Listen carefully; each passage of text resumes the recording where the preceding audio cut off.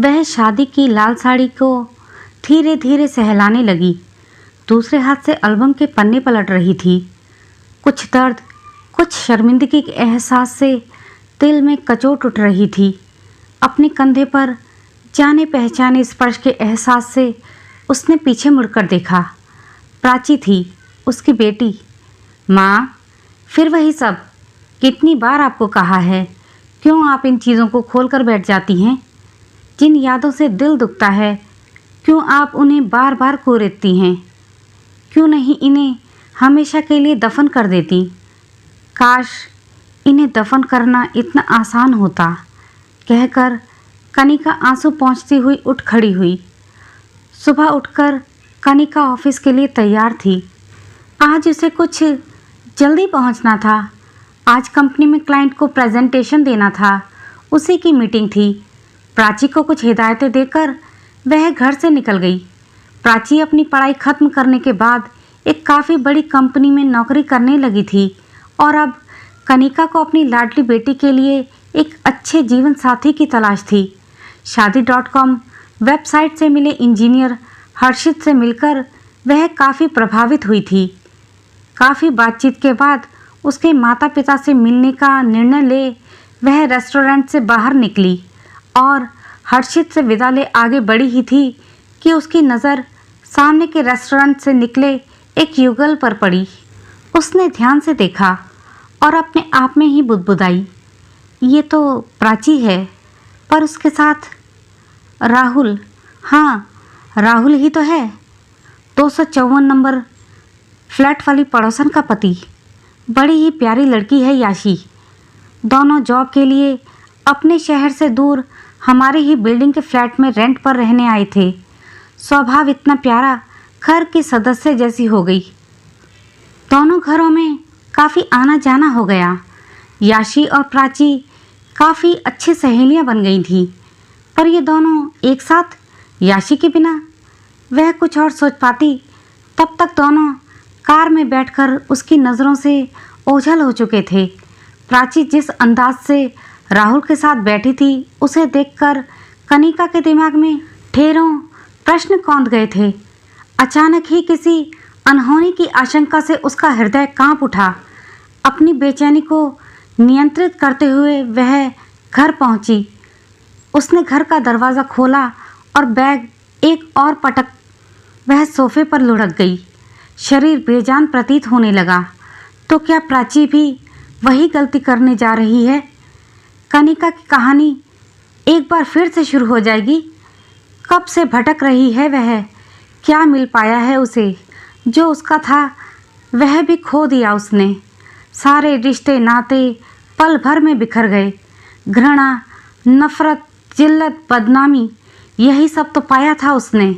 एक परछाई के पीछे भागते हुए जब होश आया तो अपने टुकड़े टुकड़े बिखरे अस्तित्व के साथ उसे अपना शहर, अपने लोग, दोस्त, परिचित सबको छोड़ मुंह छुपाना पड़ा था। प्राची के कदमों की आहट से उसने खुद को संभालने का प्रयत्न किया। माँ, क्या हुआ? आप इस तरह क्यों लेटी हैं? तबीयत तो ठीक है आपकी? करीब बैठ माँ के माथे पर हाथ रखते हुए चिंतित स्वर में प्राची बोली। बदहवास होती दिल की धड़कनों को काबू करते हुए उसने प्राची से प्रश्न किया। प्राची, मैं जो पूछूंगी सच बताओगी? बोलिए माँ, आखिर बात क्या है? आप इतनी परेशान क्यों हैं? तुम्हारे और राहुल के बीच क्या चल रहा है? सीधे और सपाट शब्दों में कनिका ने पूछा। एक पल के लिए प्राची का चेहरा सफ़ेद हो गया। उसे इस प्रश्न की उम्मीद नहीं थी। कुछ देर कमरे में सन्नाटा छाया रहा। हकलाते हुए प्राची बोली, मैं और राहुल एक दूसरे से प्यार करते हैं। नहीं। एक घोटी सी चीख शालिनी के मुंह से निकल पड़ी। वह उम्मीद किए बैठी थी कि शायद प्राची इनकार करेगी, पर उसकी स्वीकारोक्ति से वह थरथरा उठी। अंधकारमय भविष्य की और बेटी के बढ़ते कदमों से उसका मन वेदना से करहा उठा। पर राहुल तो विवाहित है। गहरी पीड़ा से भर वह बोली, मैं जानती हूँ। प्राची ने भावहीन स्वर के साथ संक्षिप्त सा उत्तर दिया। क्या वह यासी से तलाक लेकर तुमसे विवाह करेगा? नहीं, पर मुझे इससे कोई फर्क नहीं पड़ता। मुझे तो बस उसका प्यार और साथ चाहिए। कनिका के सीने में उठ रहे तूफान से अनजान प्राची ने बेतकल्लुफी से स्पष्ट किया। प्यार और साथ, ये तो वह सुख का छलावा है जिस तक तुम कभी नहीं पहुंच पाओगी प्राची। गहरी सांस भरते हुए कनिका बोली, जिस राह पर तुम्हारी माँ चली, आज तुम भी उसी छोर पर खड़ी हो। क्या ये आप क्या कह रही हैं? आंखें फाड़े प्राची कनिका को देखती रह गई। क्या पापा पहले से विवाहित थे? आश्चर्य से प्राची ने पूछा। हाँ। क्या आप पहले इस सच से परिचित नहीं थी? जानती थी, पर उनके प्रेम में अंधी हो खुद को बर्बाद कर बैठी। उस समय तुम्हारे पापा मेरे सीनियर थे। मैं ऑफिस में नई नई आई थी। एक तो एक्सपीरियंस नहीं था, दूसरे काम समझने के लिए मुझे सहायता की आवश्यकता थी।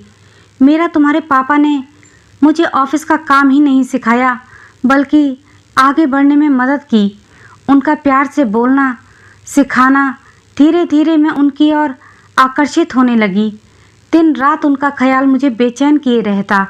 मैं उन्हें जितना परे झटकती, उनका अक्स उतना ही करीब आ मुझे बेचैन कर जाता। प्यार के हाथों मजबूर होकर मैंने प्यार का इजहार कर दिया। विस्मय से देखते रह गए थे वह मेरी ओर। फिर गंभीरता से बोले, ये नहीं हो सकता, कभी नहीं। मैं विवाहित हूँ। गहरा आघात लगा था मुझे यह सुनकर। कुछ दिन मैं खामोश रही। उनसे दूर दूर रहने का असफल प्रयास भी किया, पर सब व्यर्थ। एक रोज़ मैं स्वयं को उनसे कुछ दूर करती तो दूसरे रोज़ मैं उनके और नज़दीक पहुंच जाती। बेबस हो मैंने फिर उनके सामने तड़प कर प्यार की भीख मांगी, सिर्फ उनका प्यार और साथ पाने की चाहत में। यहीं पर कोई भी पुरुष हो कमज़ोर पड़ जाता है। शायद पुरुष का प्रकृति ही ऐसी है कि वह अपनी तरफ बढ़ते किसी स्त्री के कदमों को चाहकर भी नहीं रोक पाता। उनकी पत्नी का प्रगाढ़ प्रेम और अटूट विश्वास भी उनके चारों ओर वह रक्षा कवच नहीं बना पाया था जो मुझे उनके सानिध्य और प्रेम से दूर रख पाता। मैं उनके प्रेम को पाकर भविष्य के काले अंधेरों से बेखबर हो वर्तमान के सतरंगी इंद्रधनुषी सपनों में खो गई थी। मैं बेवकूफ़ उस वक्त यह भी नहीं समझ पाई कि किसी के हरे भरे आशियाने को उजाड़कर अपनी खुशियों का महल कैसे बना पाऊंगी। किसी के दाम्पत्य की नींव हिलाने के फेर में मैं स्वयं ही अपने लिए गड्ढा खोद रही हूँ। उनके पल दो पल के साथ उनकी रोमांस बरसाती आँखें और उनके प्यार भरे स्पर्श को ही मैं अपनी ज़िंदगी समझने लगी थी। शायद यही एक नवयौवना का दुर्बल पहलू है कि वह एक प्यार भरी नज़र पाने के लिए विवेक शून्य हो जाती है।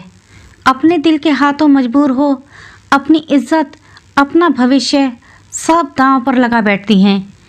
यही वह दौर था जब मेरे सोचने समझने की शक्ति खत्म हो गई थी। छुपते छुपाते मिलने और उनका इंतज़ार करने में मुझे रोमांच आने लगा। उनकी बाहों का घेरा मुझे अंदर तक समंदर से प्यार का एहसास दे जाता था।